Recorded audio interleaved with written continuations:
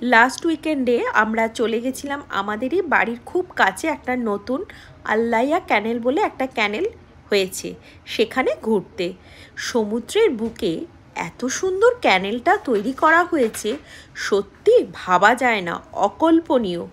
আমরা যখন ক্যানেলের মাঝখান দিয়ে হাঁটছিলাম, দুপাশে সমুদ্রের জলটা টলমল করছিল, এত ভালো লাগছিল। আর ক্যানেলের দেয়ালের গায়ে সারজাকে ফুটিয়ে তোলা হয়েছে ছবির মাধ্যমে। সেখানে দাঁড়িয়ে সবাই যে যার সেলফি তুলছে, আমিও কয়েকটা সেলফি তুলে নিলাম। তারপর আবার ক্যানেল ধরে হাঁটা শুরু করলাম। ক্যানেল ধরে হাঁটছি যখন, তখন সূর্যাস্তের সময় ছিল, ফলে বাইরের প্রকৃতিটা এত সুন্দর দেখাচ্ছিল, কি আর বলবো।